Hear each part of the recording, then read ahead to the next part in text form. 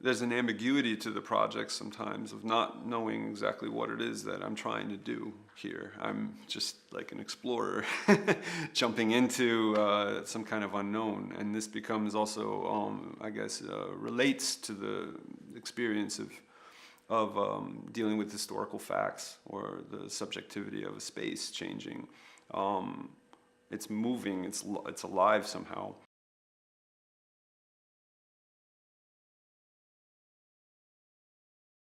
I was first invited by Dirk, who I knew for quite a few years, and he asked me in a way to first stop by and visit the space, and it was an invitation to just be there and experience it, and to see if we could have a dialogue about the space and a project that responds directly to the architecture, but especially the history of the space.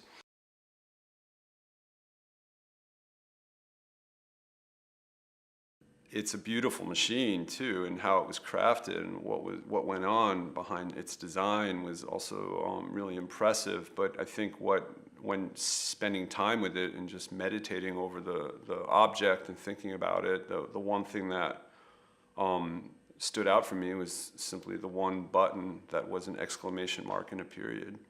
I can't really explain why, but a whole narrative and an imagined narrative developed from looking at this one button and thinking about what could this be. And that was when the concept developed slowly with the pedestal, and having a pedestal that interacted and really became part of the sculpture in an almost Brancusi type way, that there's this interaction and it becomes one.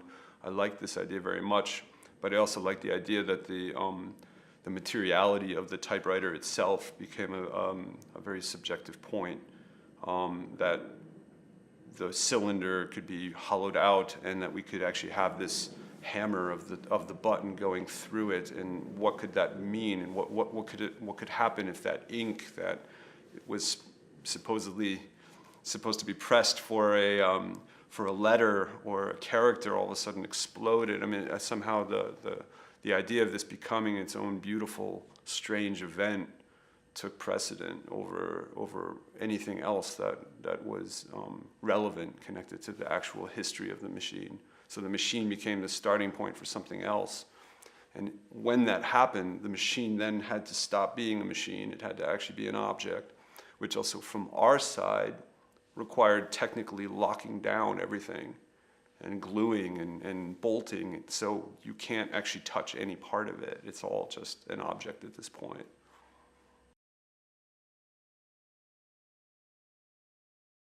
Finding one of these was a challenge, and originally the idea was to have it produced and 3D printed, so having it actually constructed and engineered digitally and then 3D printed a version of it based on photos. I was almost going to go that route, and just by chance found a website in Spain with a World War II collector who had exactly this object. So it actually ended up being easier and cheaper to buy an original and have it sent from Spain.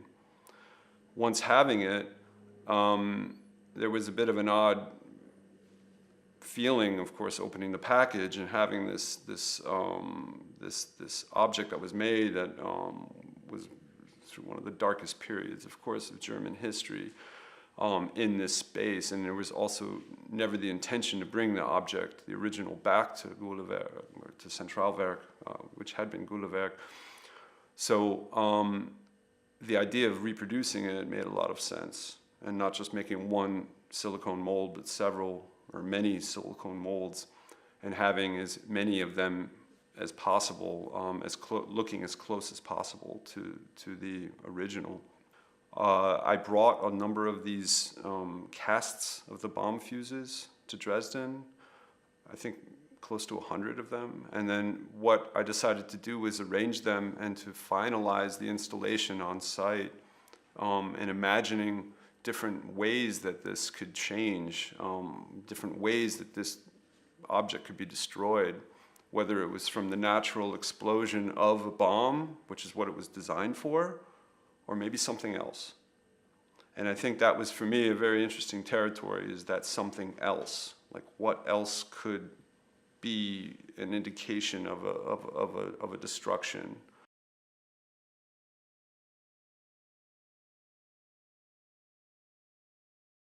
For that particular project, there was no presumption needed because there had been, ironically, at the same time that I had bought from one comic collector in Dresden, a group of mosaics, all from 1989.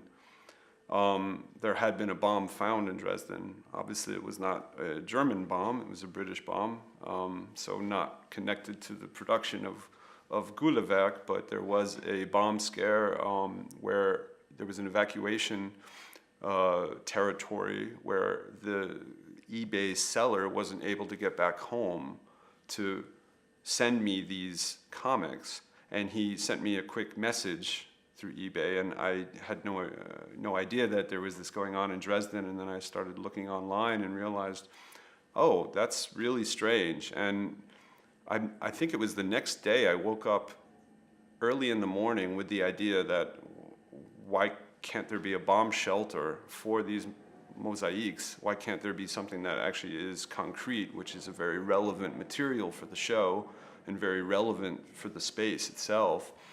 And I realized this is exactly what needs to be resolved for this particular time period.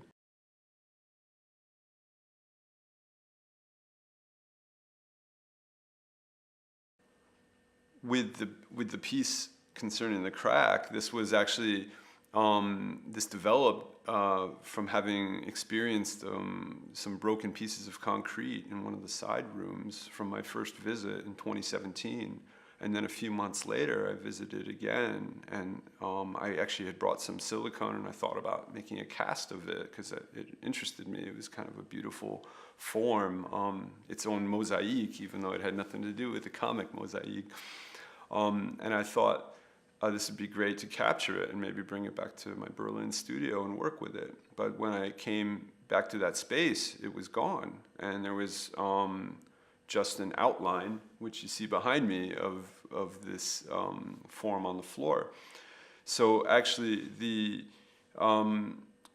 what I decided made sense was to try to see if I could experience this again and what could happen in terms of trying to recreate this, not in the same space, but in the exhibition space, based on the photos and based on an imprint of the remaining crack on the floor. So what happened was we decided to, I worked with some assistants and we re-sculpted everything one-to-one using a lot of different materials, styrofoam, sheetrock, and dirt and rubble, all kinds of things. And we sculpted it one-to-one as big as 2 meters. And then we made a huge polyurethane cast of this. We brought the polyurethane mold to Dresden, where we cast about 150 kilos of concrete, so making it more or less solid. It had a styrofoam core, but it was this really large, heavy portrait of the original.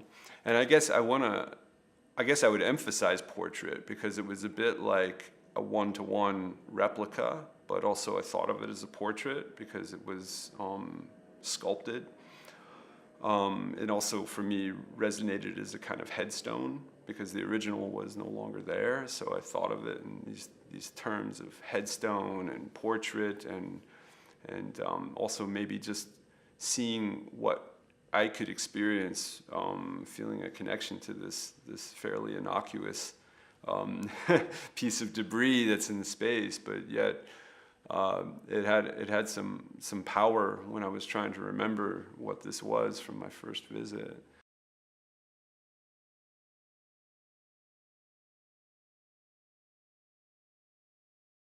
This was developed from this one corner of the space also that struck my attention from the first visit, where these bricks had this very strange raw character as they had been breaking apart or something had been affecting them. So when we did our second visit there with assistants, we made a cast of it. We brought the cast back here and decided first to stick it inside a bucket and see what would happen if this could become a cast solid concrete wheel, and what would that mean? How would this look? There was a lot of interplay in terms of kind of taking a piece of the architecture and redefining it and turning it into a new type of object. But I didn't feel that that was enough. I felt that somehow the story could just keep going and going and going. And I was really excited to kind of consider this thing as a potentially functioning object from some future circumstance. A situation where the grips could be covered with lead, and there's actual real lead that covers these grips around it, which is obviously something that you can't touch with your own hands. It's a poisonous material.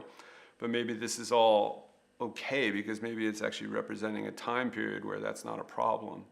And then not only it being concrete, but actually using a special rust imitation paint, creating the effect where the object itself is merged between being a half rusty piece of metal and real concrete, and having some illusionistic transition happening, which also relates closely to a lot of the other projects I normally work with, using the territory of illusion and implausibility is a very, very relevant aesthetic that you're confronted with. So this was an opportunity, at least with this project, to try to contain a lot of these moving things, having real metal and fake metal and concrete turning into this, and all this kind of concentrated into this one object that even potentially looks functioning, and it sits right below its mother, so to speak. the actual crack is still there, and it's they're right next to each other in the space. So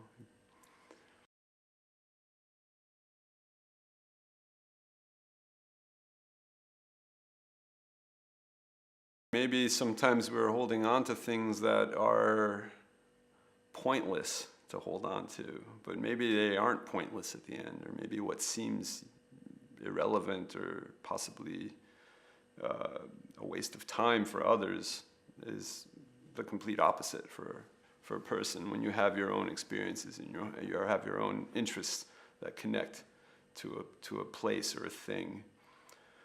I'd say that actually came up quite a bit concerning the learning about the production of the space, and also the history of the space, is the subjectivity of how we deal with history and all these things that can be reinterpreted or forgotten.